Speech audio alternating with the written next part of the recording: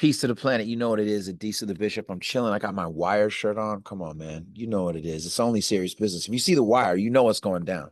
I got my man Matt Robbo back on Matt Robinson, um, who is one of my favorite people when it comes to men's health and men's mental health. We had a great conversation a few months ago, but it was more about physical stuff. And so we wanted to talk a little bit more about the mental.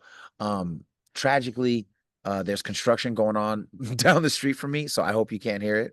You know what I'm saying? But Matt, welcome to the show. And how have you been? What have you been up to? Cheers, mate. I'm good, thanks. I'm enjoying the sun. It's been hot for a long time, weeks and weeks of sunshine. So yeah, it's been good getting out, climbing and running and doing all that stuff. Now, for those that don't know what Leeds in the UK can be like, can you explain what the normal weather is and what you're experiencing these days? It's usually wet, 24/7. Yeah. So yeah, it's I think last year we had a good sort of early summer, but this year it's just keeping on going. So yeah. No, that's funny because like I heard so many things about Leeds having horrible weather. I was a little worried about my ability to kick it there. You know what I'm saying? As a natural born Californian. But over time, like I actually really liked it. Although I will say, without being in Seattle, have ever gone to Seattle, it seems like Leeds would be Seattle if it was inside Seattle. You know what I'm saying? It would be like a Seattle on top of Seattle. But man, it's really good. It's really good to talk with you. You know what? Okay, this is kind of random, but because you were a military guy, I gotta ask you. Camouflage cup. What do you I like it. it's like Gotta go. warfare, you know what I'm saying? Shout out to my boy Sanjay who got that for me because he had one and I was like, what? So my question is, um, because you served as a Royal Marine, you know what I mean? And you have worked and continue to work with lots of different veterans from different, military backgrounds and whatnot. And recently we had the whole situation with Tim Kennedy getting kind of busted for pretending to have a Bronze Star and have other medals that he didn't have. I don't really necessarily want you to comment on Tim Kennedy because it's not the Bash Tim Kennedy show, like by any means. But I did want to ask you, as a military man who served his country, how do you feel when you see those kinds of people, not Tim Kennedy specifically, but just those kinds of people in general who overstate their military impact and awards? Um, I think there's two kinds of people who do that. One's the mentally ill. So like in the UK, we have like Remembrance Day and stuff like that, and you'll very often get, we call them Walter Mitties. You'll get people who just turn up with loads of medals, and they're clearly never been in the military. Like you can just tell, and they generally get called out, but they're clearly not right. They're clearly struggling with some kind of mental health issue. So you can, I don't really kind of worry. I don't doesn't really bother me that. I think they've got bigger things to worry about. But and then yeah, I'm not that sort of. I've not really come across that many people who served kind of flowering up their resume, if you like. I didn't do any operational stuff when I was in the Marines. It was a very quiet time. I just had my 30-year reunion last Friday with all the boys I started How with. did that feel? Was that cool? It was amazing, yeah. So in 1995 we started, and there's quite a few of us who kind of left in early 2000s, and obviously there was nothing happening. Um, so yeah, I've got no medals to kind of to hang on my blazer. So yeah, I think I don't know of any of those kind of situations where people who have served, because he was like Tim Kennedy was, he obviously did serve. Yeah, and he put in work, like he was indifferent, you know what I mean? Yeah, and I just think, Yeah. yeah, he's obviously been caught out quite a lot now. There's just more and more people going after him because he's just been riding that wave. I think with him individually, a lot of it's around trying to kind of. He's obviously used it for leverage to get on, big podcasts, and I think he's now looking at going into politics and stuff. So he's obviously been using it to kind of grease some wheels, which he's always going to get come unstuck because there's people who are there, aren't there, who know what actually happened. So yeah, it's a funny one. It's a strange one.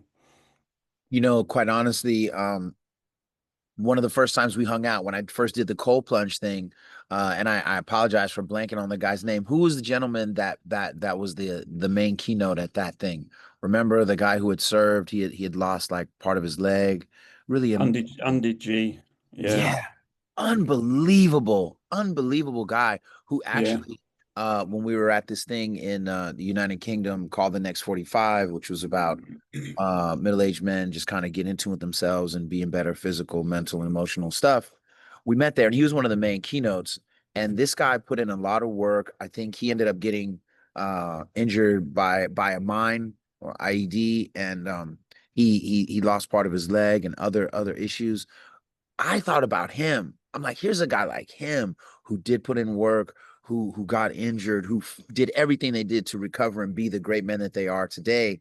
And it's like, why would you even lie when guys like him exist in mm. the world? Like, I would just have too much shame. It was just crazy. Yeah. It's a blatant narcissist test, isn't it? Because it's very, um, it's really disrespectful. Because obviously, again, Tim Wicker, let's bash Tim Kennedy. He's obviously claimed to have been injured in on operations and stuff, and it's been shown to be making it up. So yeah, it's not cool, is it really? But I think ultimately he's the one who's got to sort of, he's got to live with himself, and so it's one of them, in it. He's obviously a bit narcissistic, I think. Yeah, and unfortunate, you know what I mean? And shout out to all the real soldiers wherever you are in the world, however you served, assuming you served honorably, you know what I'm saying? I respect that and I'm grateful to you.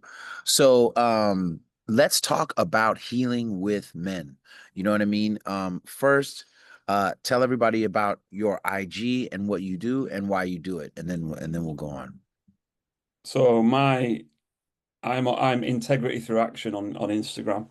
And I'm a health coach is my kind of official title, and my mission is just to help guys generally sort of 35 plus. Doesn't have to be, but they tend to be the ones who sort of gravitate towards me. Helping guys with just improving their overall health, and that obviously covers mental and physical health. So, and they go hand in hand, don't they? If you're not physically well, then you're more likely to suffer with mental health issues and struggle with your mental health. So I just kind of work around non-clinical lifestyle interventions, diet, sleep, optimizing sleep, exercise, stress management, all that kind of stuff in one, kind of looking at it as a whole and trying to make sure it's all spinning all the plates is the key, getting it all going. No, that's really beautiful, and every time I do a podcast, I'm always hit by at least one or two men who are like, "Man, I'm so glad I saw this. I need this." And so I really realize, and some of these are people that I knew, but it's after I post the podcast, they'll say, "Oh, I went through that. Oh, I too felt this. Oh, I've been going through something like that recently." And I'm just kind of like, dang, I know the numbers of men in pain they are astronomically higher than any data that we have. Astronomically higher. And I'll just say that across the board. I think everybody's in pain. Like we're just not acknowledging it. But men's pain is definitely something to be, it seems like tucked away, not discussed, or definitely not made out to be the emergency that it feels like. You know what I mean? It feels really bad. What I wanted to talk to you about is for people who are just starting, like I have people that are hitting me up, they're just out of a bad marriage, right? And entering into divorce court. They're dealing with separation anxiety from their kids, right? Sometimes the mom is hating on them to the kids, and so the kid is like yelling at them and saying crazy stuff, right? Um, and sometimes men are faithful family guys, have a job, doing everything, but they just feel hollow inside. And so I've been thinking about at the bare minimum, like what are the beginnings? Like we talk about healing and it sounds and feels beautiful because I'm happy to have been doing the therapy work and being in the resilient men's group and everything else. But like people often ask me like where to begin. So I figured me and you could have a conversation about if you just hit rock bottom, if you're just recognizing that you're a fragmented person or not being your whole self, how do we begin the process of re-engagement? What do you think are some ideal ways to start? Okay.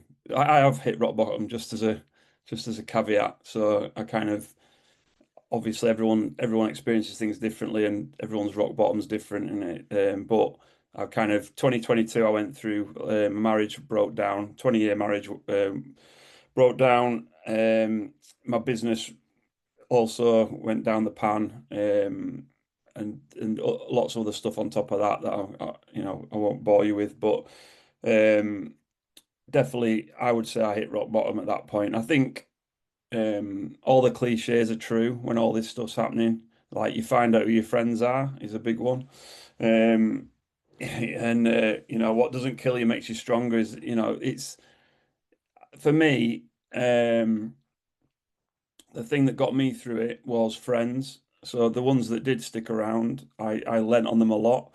And I think you just got to the last thing you want to do when things are really bad is speak to anyone.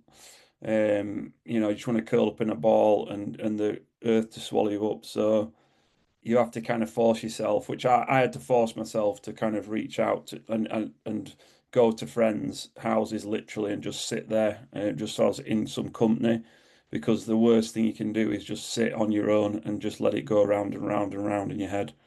So I would say the big one for me is ask for help, speak to friends, spend as much time in company as you can. Um, you've obviously already touched on therapy, like that was one of the things that really helped me out when I was really bad. I had a friend who runs a charity for veterans, and I reached out to him, and he hooked me up with some therapy, which was very much needed at the time. Um, so the big ones are just kind of asking for help and leaning on people, because obviously pride can get in the way, or just for me it was more humiliating. Like the situation was more humiliating. It wasn't so much pride, it was just humiliating. If your marriage goes down the pan, you're a failure. You If feel your business, so horrible. No yeah. one ever, I think very few people, because I think like, the man just recovers so quick, like, hey, I'm back in the mix and da da da da. Yo, I just have a friend who just not only did his divorce just got finalized, and in an ironic twist of fate, he actually ended up getting money out of the divorce. Normally it's the other way around. And it's a decent chunk of change. But you know what? That man is still wrecked inside. He is really hurt and he is not happy with who he is. And that pain of a failed marriage, it's a deep scar in a sincere man. It's a very deep scar in a sincere man, right? Not Mm, just a perfect man, but just a sincere man, meaning that they meant it. They meant it to say, I'll be with you until I die. They meant it to say, we'll go through thick and thin. They meant it when they said in sickness and in health. And then unfortunately, a lot of men come out on the other side and they're like, damn, none of that. None of that was really true when it gets real. And so I think there's like a feeling of not being worth the love you thought you had. mm, Right? Like not being worth, like, dang, I'm not worth it. And so yeah, it's a very tough thing to face that down, a collapsed marriage. I don't think enough people realize how much pain men go in, when their marriage fails. Do you remember some of the first things you did? Like, so you talked about being around friends. I too was around friends, but that was also funny because I'm also a severe introvert. You know what I'm saying? Like, and I noticed I felt like I was just telling the same story over and over. It was, one friend would get off the phone with me, the phone ring again, same story, right? Same story. And I just remember working out at night became my friend. That's the first thing I think I started doing. Not because I wanted to work out or I was like, oh, sure. It was more like I can't sleep. I had mm, insomnia so bad I couldn't sleep. So I was like, you know what? If I think about my wife or my kids for more than 5 minutes, I'll do 20 push-ups, 20 crunches, and 20 squats. And like that's how, and I would be up until 2 in the morning. And then I just, you get tired, and you would sleep. And so then that was how I could make myself sleep. And that turned out to working out. And people are like, damn, you look amazing right now. But like, it, it was insomnia workouts. You know what I mean? Do you remember what some of the first things you started to do to feel better were? The first thing I did, so the kind of the sort of rock bottom bit for me was like I found out there's someone else involved basically, and that really kind of that just plunged me into the deepest depths, and at that point I was kind of the first thing I did, which and I don't know why I did this. I think I had this feeling that there's a tsunami coming. I didn't know when it was going to hit me, but I just knew at some point, 'cause all the red, every red flag was I ticked all the boxes. Lost your job, potentially losing your house, you've lost your wife. Like that's not a good combination. And I think it was almost through fear of what was coming that the first thing I did was I poured my quite expensive whiskey collection down the sink. So I had a handful of bottles of quite, like £100, $100 bottles of whiskey. And I just knew I had this sort of moment thinking about having a drink, as in just to kind of because I couldn't, like you said, I couldn't get it out of my head what was going on. I was just going round and round.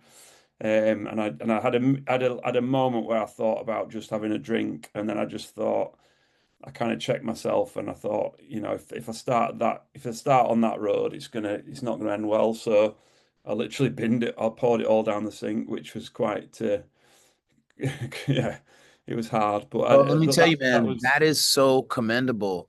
Like knowing what you can't have around you, knowing who you can't be around, right? And what substances or foods you can't have around you, that is paramount. You know what yeah, I'm saying? That's yeah. a big deal. That's So that was like my first action, literally. I'd been sort of curled up in a ball, crying my eyes out on the kitchen floor, and then the next thing, I had that sort of little thought about having a drink, and I binned it all. And then from there, really, like same as you, like insomnia. I had like a week, at least a week, where I just got zero sleep. I wasn't eating either, so I was like, weight was falling off me as well. Um, so again, like I say, I literally just reached out to friends and just kind of literally drove to friends' houses and just sat there and kind of just had company, and they kind of helped me through it. And then obviously once you start to kind of wrap your head around things, and things start to ease off a bit, then you can start focusing on those, lifestyle stuff that's going to help, which is obviously taking care of yourself is number one in it. And it's a lot of the stuff you don't want to do, self-care. You just want to, like I say, you want to curl up in a ball all day and block the world out. Um, so yeah, I think the stoic. I mean, again, it's cliched, but the stoic thing, that that just kind of reminding yourself that you can't hang on to this, like this thing's gone. You can't control it. It's out of your control. It's somebody else's decision. There's nothing you can physically do to change the situation. You've got to accept it, and as hard as it is, you've got to accept that you can't control it, and you've got to let go of it. And I think the sooner you kind of wrap your head around that, the sooner things start to shift and move. And then just keep. I mean, in hindsight, obviously, it's easy looking back that things will get better. Things do get better. And you've just got to keep the faith that this is, it's not going to stay like this forever. Things are going to improve. Life gets better. Um, and just kind of holding out for things taking an uptick, I think, is key. And not just looking after yourself. You've got to really take care of yourself. I think, what you said is a really big deal, right? So what Robbo's speaking about is the dichotomy of control, right? And so this is an idea that the Stoics have that really, what do you control in life? Not much, right? You're not really in control of much except your intentions and your actions. Those are the main two things that you're in control of, right? And so from that place, right, it can be, depending on the day you're having, the dichotomy control can be the best thing, right? That gets you through because you're like, well, you know what? It's beyond my control. It's no big deal.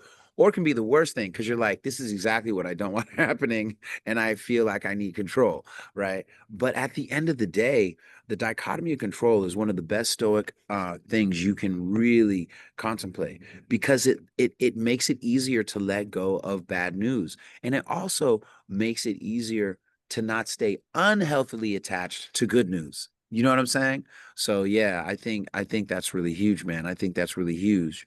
Now, when so how long into the split did you get therapy? Because I got therapy early. My boy Gumby heard me on the phone and he was like, yeah, you're sounding pretty unstable, dog. So he hooked me up with a therapist who unfortunately passed away. Her name was Suzanne Wang.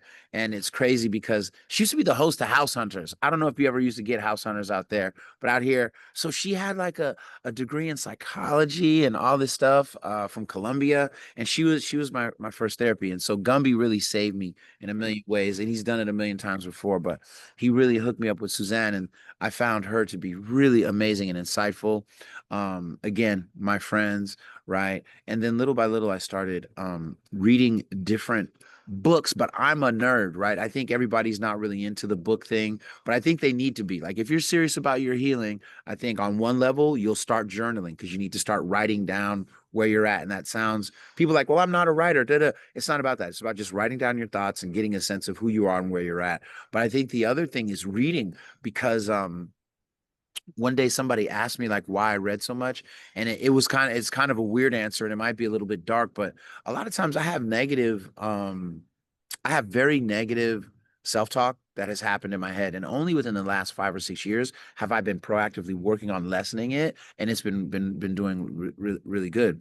But what I was telling my friend was I read to shut that talk off, right? So like if I'm reading a book on philosophy or if I'm reading a biography or if I'm reading about science, I can't tell myself all this stuff that's bad about me on how unvaluable I am and how I'm not good at this and I'm not good at that and whatever, what I don't have or should have or whatever, what I should feel or don't feel.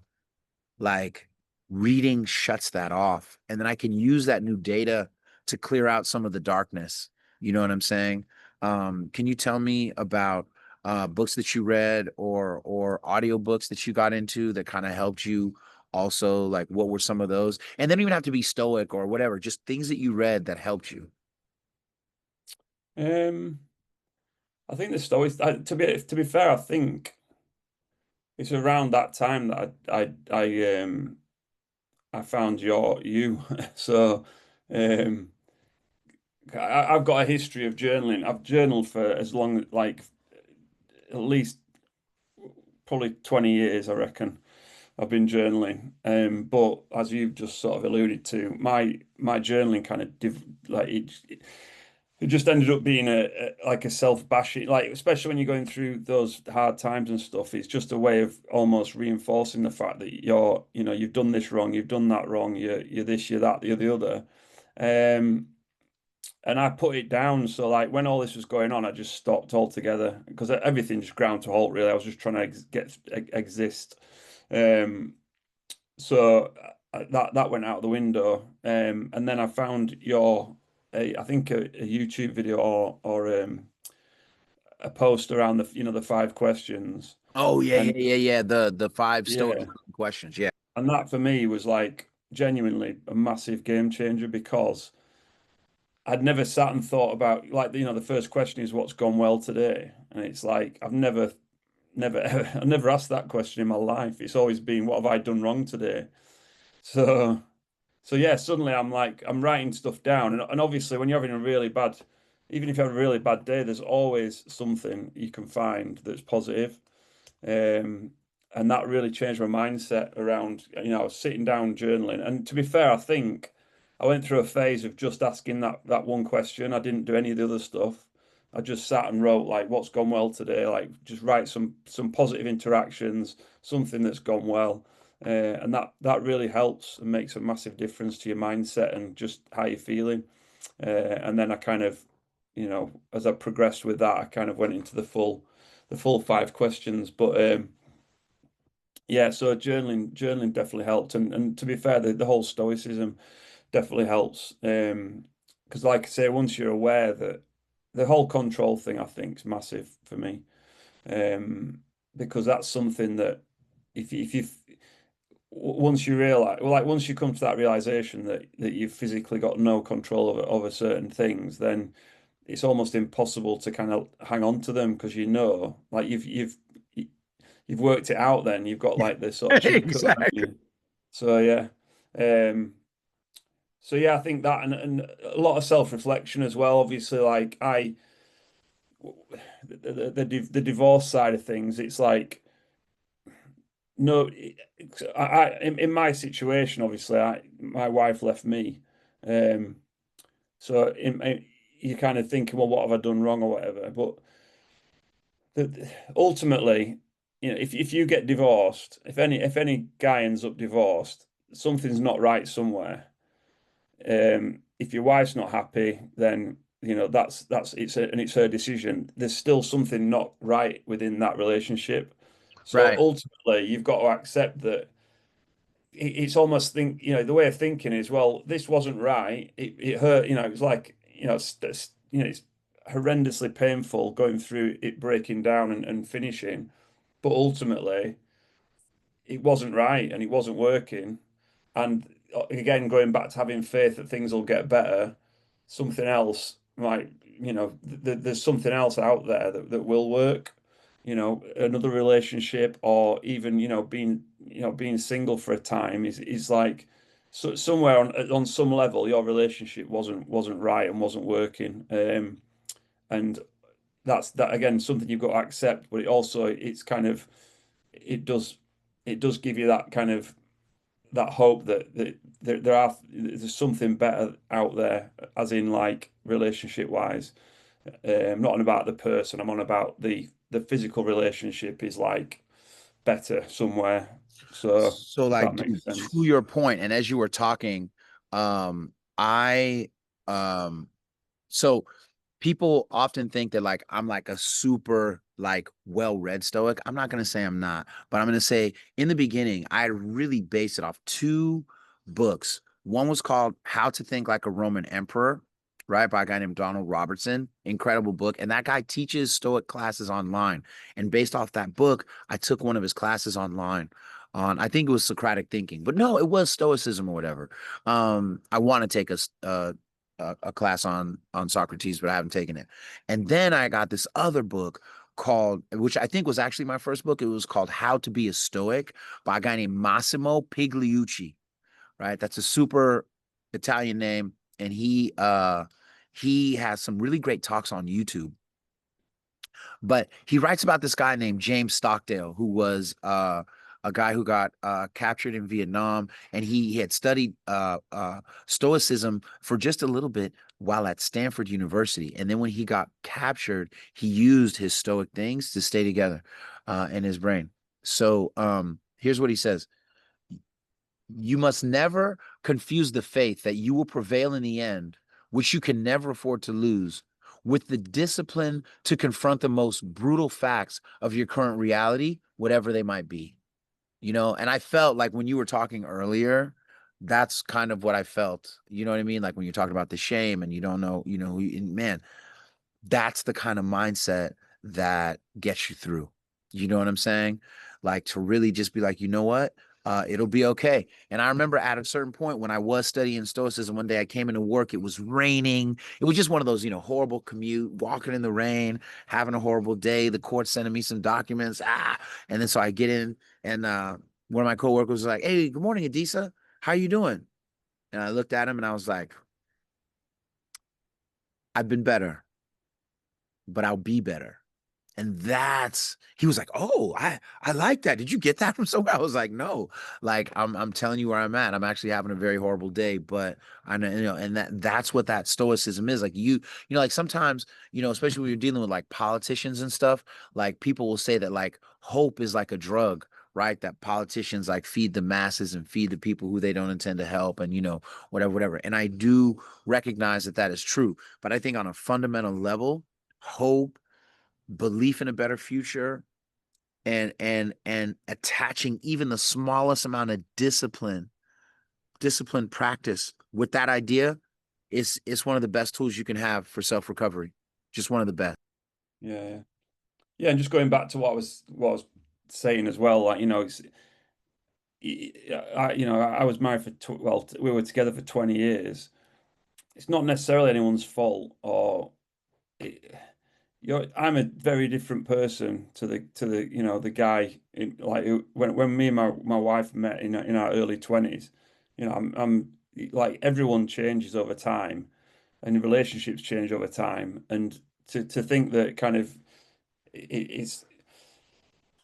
it's not hard to understand that obviously people can drift apart, or your relationship changes, or one of you kind of wants something else and that kind of stuff. So it's long-term relationships are kind of, they're hard, aren't they, ultimately, and they're not always forced to work out, sadly. Dude, all Uh, right. So now you just took me into something I didn't even think I was going to start talking about. But here's yeah. So here's something, right? So I was talking with my dad, and first of all, my dad is a G. I think they've been married like 53 years or something like that. It may be like honestly like almost 56 or something. Like they've been together a long time, all right? And you know, um they're a great couple. They really have had each other's back. They, like my mom supported my dad when he wanted to get a master's degree. Then later my dad supported my mom when she wanted to get the I think it's called like a Series 6 to like trade mutual funds, or you know what I mean, whatever. She was doing stuff at Charles Schwab. And so like I've seen them do a lot, but I've also seen them argue. Right. So I've seen, how they fight. I think that how you fight is a big deal about how well of a couple you know what I mean, you end up being, you know. I was married for 23 years, but I knew my ex-wife for 30 years, right? I'm 55, right? That's a long, long time. And there's so much of your identity that melds with that person, or even just the idea of the relationship, or especially if you have kids, the idea of yourself as a family man. And then when that gets separated, it's very hard to figure out who you are after, right? But I was talking with my dad and I said, I remember one time when I was with my first therapist, Suzanne, she said, when I think about what you're telling me about your marriage, I think it's actually crazier that it lasted as long as it did than that you got divorced. Like she was like, on paper, you guys got way past where you should have. You know what I'm saying? Like in terms of, what was going on in the marriage. And I was like, yeah, so I was talking to my dad about that. And I said, I now am in a place because I still definitely believe in marriage as an institution. I like it. But I think that's also related to my parents because I just had such a good example. It's, between that and like how you grow up, Christian, Muslim, Jewish, whatever, probably marriage is a big part of the faith, right? Whatever faith you are in most faiths. And so I was just like, but I think that people change so much. And this is to your point. I was like, maybe maybe you're not supposed to be married forever because look how much have I changed. I was a young guy who was still rapping, working at a law firm, as a paralegal. I am so different now. Jiu-jitsu wasn't in my life. I mean, jiu-jitsu came a little bit after, but what jiu-jitsu did for me, how I started reading philosophy, like before stoicism, you know what I mean? My work in meditation, um, um, you know, all these other things that I got into, all my time in the tech space, right? Like I'm such a different person, and so is she. So I was just like, telling my dad like you're amazing, you're a hell of an example for people who want love and whatever, but I'm just not sure that people are built to be with somebody for 50 years because like I said, somehow you and mom grew in the same way at the same pace. And I don't, that's such a hard, like there's so many social factors, job factors, personal psychologies, how dreams change, who you wanted to be at 25, who I'm happy to be now. I'm so different. I'm so different. yeah. You know what I mean? And so, but then that also makes me wonder, and again, not speaking against marriage as an institution, but then it just makes you say, well, you know, maybe marriage is overrated, or maybe we should just be teaching younger people earlier that it may or may not work out, and if it doesn't, this is how you'll deal with it. You know what I mean? Mm. Rather than just selling people the Cinderella knight in shining armor off into the sunset movie stuff that just isn't real, right? It isn't real, Yeah, 100%. you Yeah. know. Um, so then when you're doing the work that you do with your clients, what are some of the first things that you advise them or help them to start actualizing within their lives? So if it's more kind of like the way I work is it's all it sounds again cliche, but it's about health number one. So even if someone like wants to lose weight or they want to get stronger or build muscle or whatever else, it's like if you need to build on you need a foundation to build that on. Um, so I try a lot of it's education around diet. There's so much misinformation out there about diet, and there's so much emphasis on calorie counting, regardless of what you're eating. So as long as you're eating the right number of calories or the right amount of carbohydrate, then you can just go to town and eat whatever you want. And that's where I try and re-educate people basically, because obviously the quality of your food is everything. Um, and then just trying to get people into this mindset of the things you're doing now and like the things you've been doing up to this point. So it all compounds. So like, you don't just get cancer. You don't have one bad, you don't eat one bad meal and get cancer or, like it's a slow burn It's a compounding effect. process. Yeah, Yeah. it's like if you're eating really shit food, processed food, loads of, ultra processed sugars and all that and preservatives and additives and this, that, and the other week on week on week, year on year, if you're drinking a lot of alcohol regularly, year on year on year, it just compounds, and then you get to this point where we start seeing type 2 diabetes, all these other chronic issues. So you know yeah, you might want to lose some weight, but also let's look at your metabolic health and make sure we're not running into like we're not sort of knocking on the door of type 2 diabetes and insulin resistance and all this kind of stuff. So I try and start off like I've got like a program, a 4 week thing that I do, which is basically everything all at once. So Right. it's just like I give them a diet to sort of or a I don't want to call it a diet. I Like a give meal them plan? yeah, kind of. I show them how to structure meals basically, and they can Okay. go and do what they want with it. But Yeah. it's about food quality and obviously eating whole foods and stuff like that. So they get a diet prescription if you like. Exercise, make sure that they're doing enough of that. And again, exercise is massively kind of, I think it's over egged in terms of like weight loss, and Yeah. it's kind of the key for me is obviously your cardiovascular health. So, getting out of breath fairly regularly is important for your Yeah. long-term health, and also doing some kind of resistance training is important for your long-term health, Yeah. especially once you're sort of 35 plus. But not everyone wants to go to the gym. So, Yeah. you know, like move more, get everyone trying to walk every day at least, and again, 10,000 steps is a bit of an arbitrary number that someone came up with, but it's actually a really helpful tool. If you're an office worker who just, gets up, eats breakfast, goes to work, drives to work, sits in a chair all day, comes home, sits in a chair watching TV, goes to bed, you're going to be doing like 2,500 steps a day. So Man, if, that's what they say. Sitting is the new smoking. You know what I'm saying? They've been saying yeah, that for years that sitting is the new smoking. And yeah, like teaching jujitsu is definitely has its own toll on the body. You know what I'm saying? Like yeah, the totally. shoulders, the knees. My knees are screaming these days. But you know Yeah, what, man? Like when I look at how much better my health is to most of my friends my same age, again, I'm 55, right? Bro, yeah, I'm telling you right now, I don't care what age you are, start working out. yeah, I don't 100%. care what age you are, start working out. Now, the Yeah, mistake most people make is they start trying to Rocky Five it, throwing logs in the damn mountains and shit, and then they get fucked up and then they can't do anything, right? yeah, Like, just, if it just walk around your block.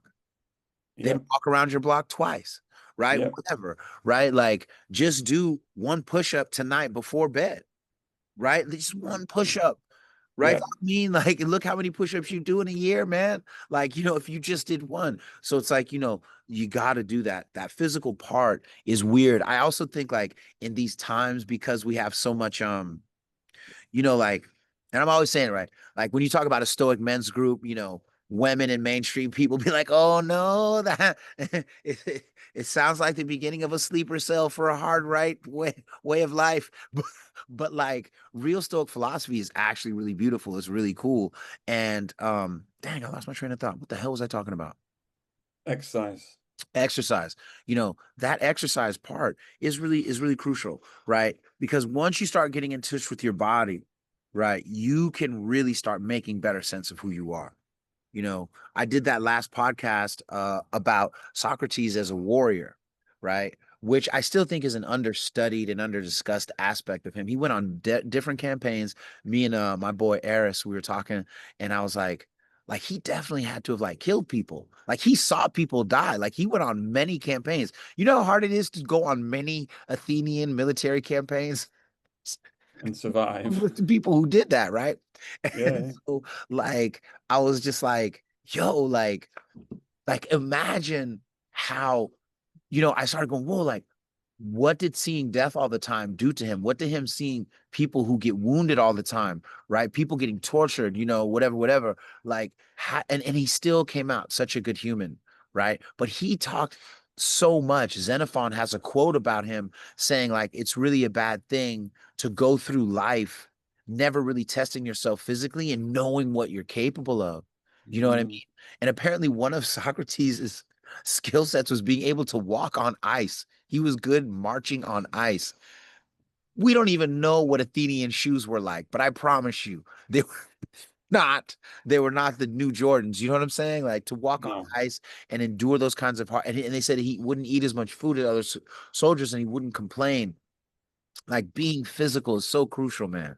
It's such a Yeah. Yeah. crucial thing to finding out Yeah. who you are. You know. 100%. And I think I'm a big fan of trying to find, join a climbing gym, start doing jits, like Mhm, find something that's fun and that you mhm. enjoy. Like, what do you like doing as a kid? Like, maybe go back to that and try that. You don't have to join a commercial gym and, do a Yeah. bodybuilding program. Like, there's definitely some huge, really important um, benefits to resistance, like to doing weight training, like Yeah. especially as we're Absolutely. getting older, Absolutely. testosterone, bone density, the more muscle mass you can hang on to, the better as you get older. But Ah. exactly. But um, if you don't like going to the gym, then don't go to the gym. Yeah. Don't sit on your ass doing nothing, but find something you enjoy doing. Better doing that for 3, 4 days a week than just sitting on your ass and just kind of, well, I don't like the gym, so I'm just going to sit and do nothing. Like, find something you enjoy. But like the walking thing, like, it's so underrated. Going for a walk first thing in the morning, massive benefits to that. Like, so this the sunlight first thing, it gets your cortisol up. It scrubs out melatonin, which gets rid of any sleepiness. It gets your body clock going. It's massive. Not to mention obviously the physical sort of aspect of it as well. So it's really good for the mental health. And just like get up and go for a walk before you start your day. That's not hard. So a lot of the things I try and get guys to do are just tiny, like little tiny add-ins, like a 20-minute walk instead of sat looking at checking your Instagram. It's not hard, is it?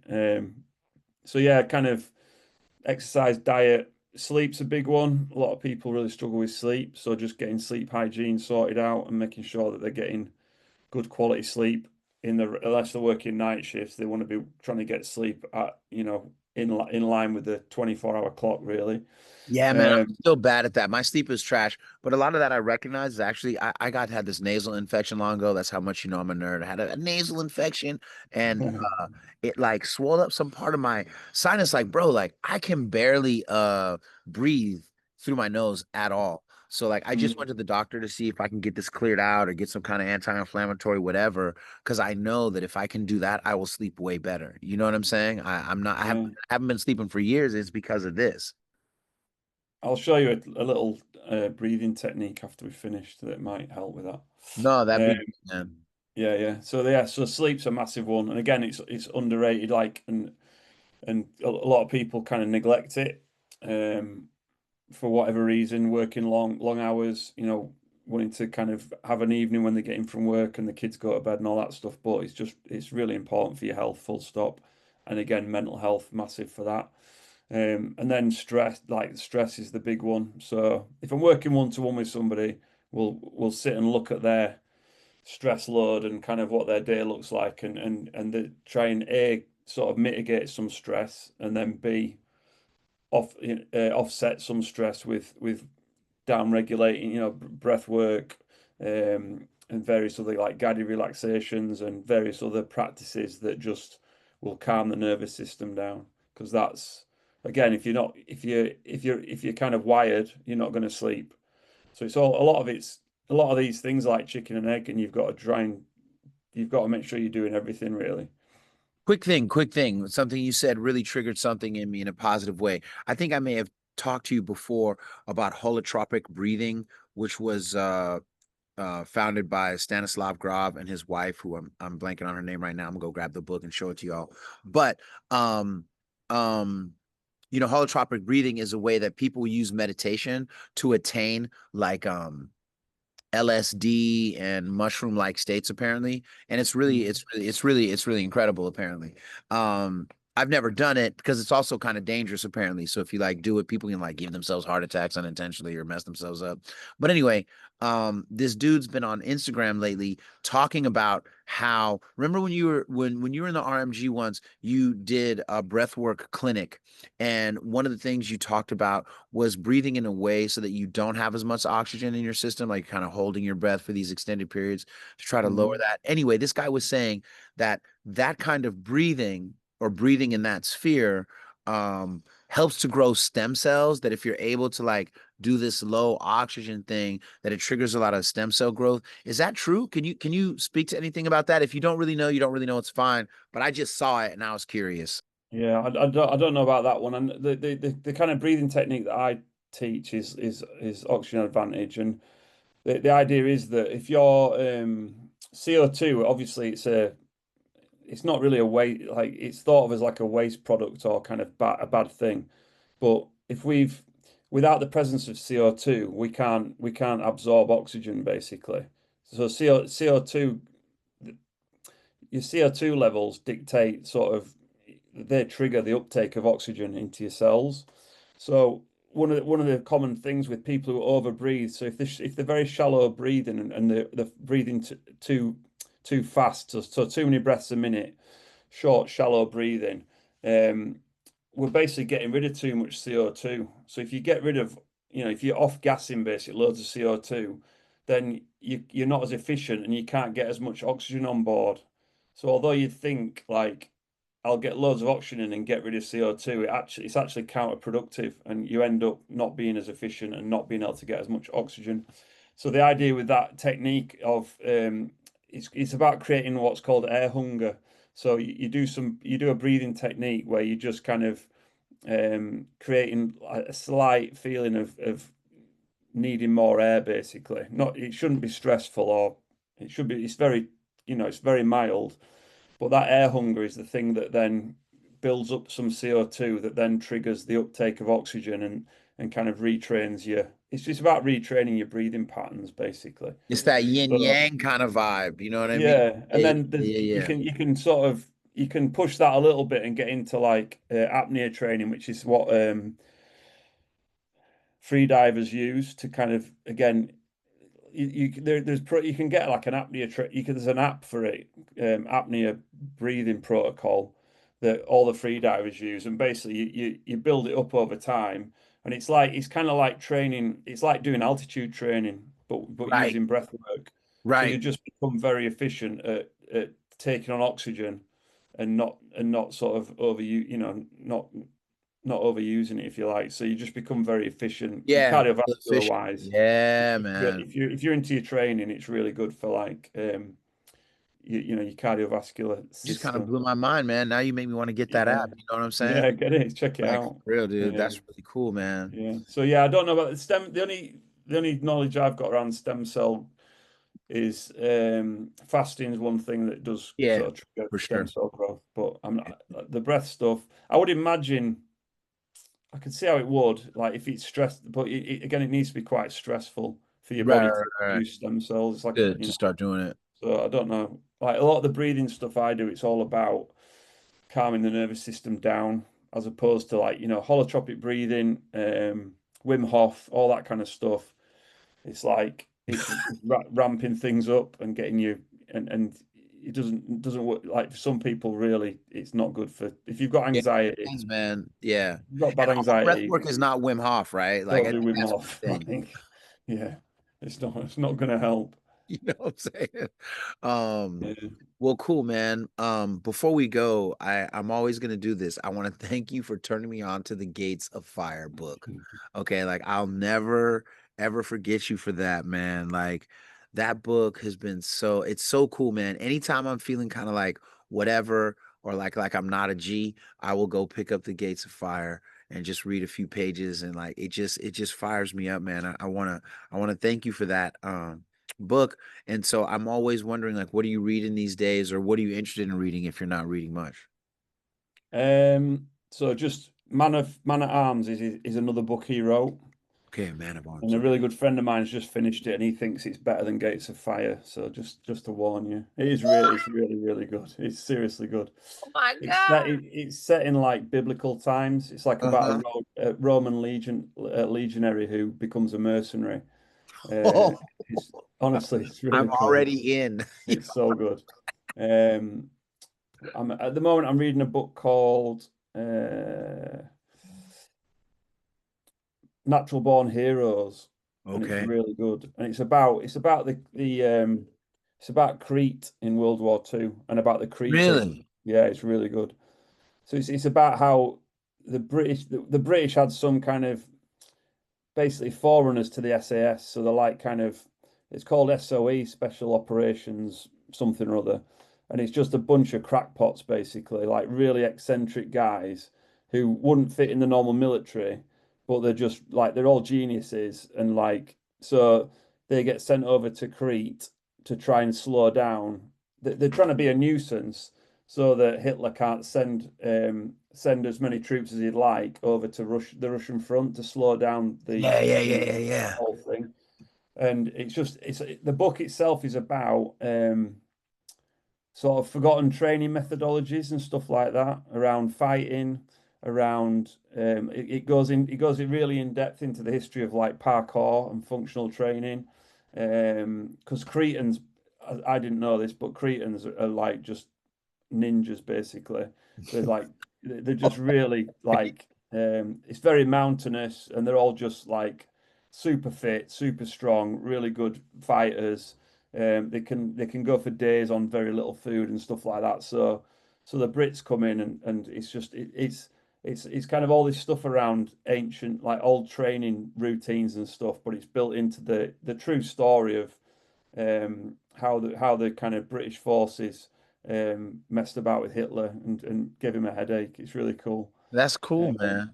yeah, That's and great. then the other one I'm on is Stephen Hunter, I think his name is. He writes some books about like a Vietnam vet that are quite cool. I think I mentioned it before, but yeah, Yeah, no, no, that's no, the you next one. did. I've got one of his books that's going to be next. Cool, So man. Well, thank you for being on Bishop Chronicles. You know, you're always welcome. If there's anything that's on your mind, or if there's a trend or something happening in men's mental and emotional health or physical fitness, man, like please feel free to hit me up, jump on, and let's have a conversation. For those that have been listening, man, tell them how to get a hold of you, please. yeah, just Instagram. Integrity Through Action is my Instagram account, and if anyone wants to message me directly and ask me any questions or get in touch, then please do.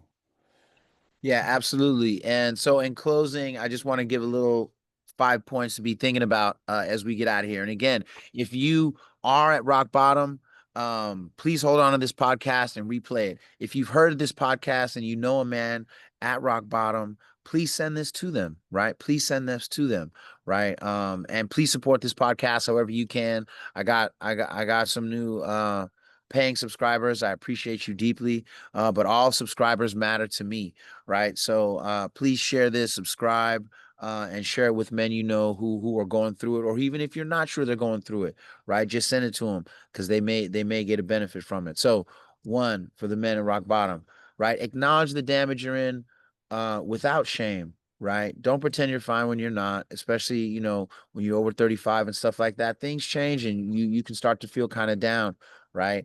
But recognize that just make an honest assessment of yourself because that's the truth you need to start from, right? And then two, like we talked about before, like reclaim your physical foundation, right? Find some type of physical regiment. This doesn't mean you got to be Rocky Five-ing it in the mountains and trying to wrestle bears and throwing logs. It just means that you start a few push-ups, you eat a little less, you know what I mean? Maybe take up a yoga class, right? Find something to do to be physical. And obviously, right, your community, your brotherhood. Find friends and family members who will listen and not judge. Find friends and family members who can share their stories and help you find ways out and up. And also, and this is something that's just really important. I think that comes with the book reading and the therapy and stuff like that, right? Work on developing your own internal philosophy. Like, who are you? What do you live by and why? Right? Like, play with those ideas, expose yourself to other religions, cultures, philosophies that don't come from your culture, that don't come from your general worldview, so you can really see who you are, right? And why do we do this, right? Is that, in part, we should be doing it to take care of our legacy, right? It's not about, trying to just feel better. It's about breaking generational cycles and becoming the man younger people can learn from, right? Whether you have biological children or not, your impact on the community is still real. You got nephews and other people that may live near the school you came from or whatever, right? And so focus on what you're building, right? Not just what you're fixing.